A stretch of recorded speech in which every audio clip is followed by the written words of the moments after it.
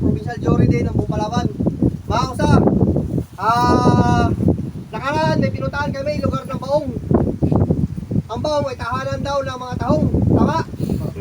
Dito daw sa sa Bibiladan, tahanan dito ng mga daing. Marami daw daing dito. Tama kusa? Meron din sa minsan. Minsan no? Minsan. Marami rin kung totoo, masubukan natin. Hindi ako tanong doon. Sino ba ang mga 10 kilo sa inyo da? 10 kilo sa inyo, pag kami. Sino 10 kilo sa inyo? Okay. Meron lang ako sa gusto lang namin paano para maiba lang yung timpla. Kasi mahirap na natin matapang dito. Mahirap na rin lahat tayo dito, mga seryoso buhay. Kasi ang mga seryoso buhay, mas lalo ito matanda, di ba? Pero pag laki ka lang ngiti, buha bata. Tama, mali? Tama. Tama, di ba? So, yun mga kusa. Ito, matanong ko sa iyo kusa, o si Bugart kayo ha, na kung saan nandito kami, kasi mga tropa dito nalalamig daw. Hindi dahil sa panahon. Ha? Hindi porket ang chapter hall nyo, tabing dagat, kaya malamig, kaya hindi kayo makatin. Hindi yung dahilan mga kusa. Ang tunay na komando kusa, may pananindigan, may pinangahawakan, natatak na karga. Tama kusa? Pag kusa, kinargaan niya kusa, ano pumasok sa isip nyo? Ano kayo nagsahin ng komando? Trip nyo lang? Yung usa nagbilit mo pa. Kusa? Hindi kasi hindi. Pag kumarga ka ng loo, mayroon kang responsibility dyan, tandaan dyan kusa. Pag kusa na may kinargaan ka ng usang dyan, mayroon kang responsibility para magkaroon ng kapayapaan sa Bibiladan. Ginawa kang instrumento o nagpagamit ka, biglang Komando Brother Road, na ikaw, Komando Brother Road, we need to be a good example dito sa lugar na ito. Kayo mag-aayos, kayo dapat ang maging aktibo, kayo dapat ang magiging magpapakita ng mabuting influence sa lugar nito mga kusa. Pero matatanong ko sa bakit nilalamig yung mga tropa kusa. Aminin nyo kusa, huwag kayo mayaw, kayo matakot. Pagwas na may napatulayan kami, burahin ko to si kusang sa Kande. Trangkahin ko na kayo. May marker kami dito. Anong dahilan? Trangkahin ko kayo. Hindi, burahan na namin ito. Pasama ko na ng Vice President niya.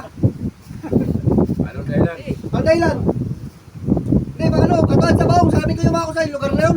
Pinalitan ko lang. Kung ayaw nyo si kusang Kande, sabihin nyo. Ngayon din. Kung maliit ang pundo nyo ng 20, sige, gawin namin 50 para hindi kayo mahirapan.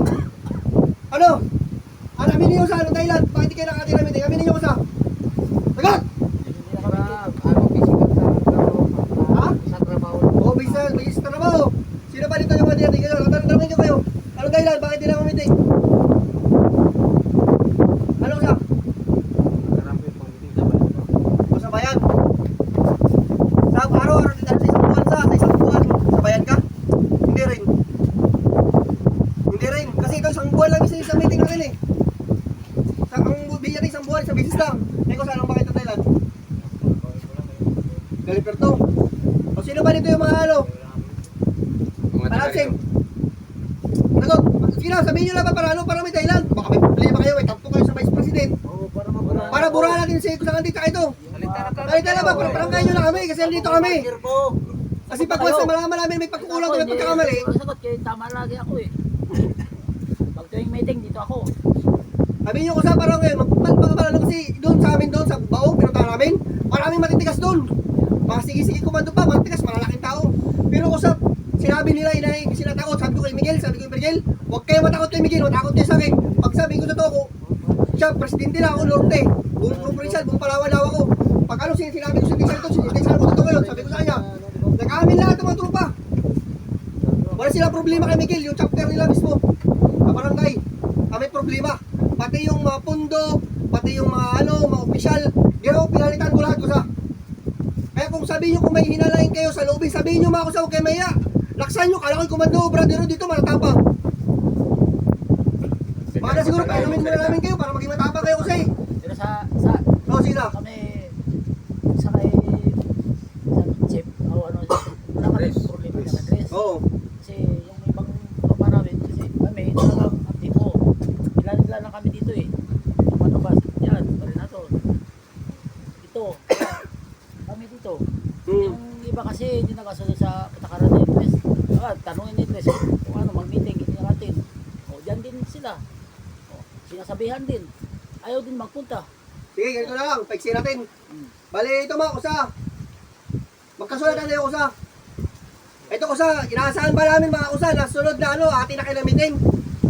Yes! Lahat ba? Lahat ba? Ay paano pag hindi kayo natin, mura namin kayo. Babalik kami rito. Haharapin kami Oh, sa magbigay inyo. ng agreement. Agreement. Kasi una sa lahat ito mga kusa, kami lisensyado tayo. Kaya hindi tayo sa barangay. Higit sa lahat sa El Nido. Lahat ng barangay, kaya hindi tayo. Mayroon kami authority, pag sinabi namin kayo buburan talaga namin kayo kusa. Maliban lang, siguro kung papaluan namin kayo, yun bawal yun. Mayroon tayong patas para doon. Pero pag bubura namin kayo kusa, pag buburan talaga namin kayo kusa. Saan tayo magkita kusa? Kaya sa ibahin mo yung Lord Jory kusa. Siguro, sabi ko sa iyo, marami na kaming pinurahan mga kusa. Sabi ko sa kung matapang kayo kusa, sabi ko sa iyo, kung matapang kayo, mabait kami kusa. Kung 10 beses kayo matapang, 10 beses kaming mabait pa kusa. Kung totoo si kuya, ayaw namin kayo kusa, burahan eh. Tama? Alam mo ang dahilan? Una sa lahat, trabaho, pamilya, tama mali? Di ba? Marami tayong hinanay. Sa magmimiting ako sa mamimiting ako sa pamilya ko gutom. Magtatrabaho, ano ko sa mag-atin ako community service, wala kami makain ko sa. Dito ko sa natin ko sa una sa lahat ko sa. Dito seryoso tayo dito ko sa. Pag sumali ka ng komando, panindigan mo kasi. Kung once ang nagpakarga ka ng komando, yun pala dahilan mo, dapat hindi ka na nagpakarga. Tama? Alam mo na ang obligasyon ng komando eh. May meeting, may community service, may magawain tayo dito. Tapos dahilan mo, hindi kami makapag-meeting. Kasi mayroon kaming pamilya. Kumakain, kailangan namin trabaho. Hindi dapat, hindi na kayo nagpakarga. Di ba? Kasi may dahilan. Kasi may dahilan ka eh. Kailangan ko magtrabaho. Kasi ganito. Sabi niya, kung ayaw, may dahilan. Pag may gusto, may paraan. Tama? Kami nga sa North Jory, sa isang linggo, ilang beses. Galing pa kami ng El Nido. Punta kami tayo, saan sa amin nakapunta, may sahod ba kami? Nakagawa ka namin eh. Di ba? Kayo, lapit na naman din. Isang buwan, isang beses na lang. Lutusin, matanda pa kayo sa amin? Matanda pa kayo sa akin? Bakit sisirmunan ko kayo? Hindi basihan ko sana matandang kumanto ka para sa respetuhin ka, hindi. Kung gusto mong respetuhin ka, magparespeto ka. Kung gusto mo mahalin ka, mahalin mo muna yung sarili mo. Kung gusto mo baguhin ang kakusang mo, baguhin mo muna sarili mo. Para ka nag-i-invite sa simbahan, gusto mo madala na yung tao na isang Panginoon, ay mismo ang sarili mo, di mo kaya baguhin siya pa, di ba? Ganun tayo mga kusa. Kaya kusa, bisan, ito, isa, dalawa, dalawa. Pero pag ito, tatlo, yung iba mga kusa, mga nilalamig kusa.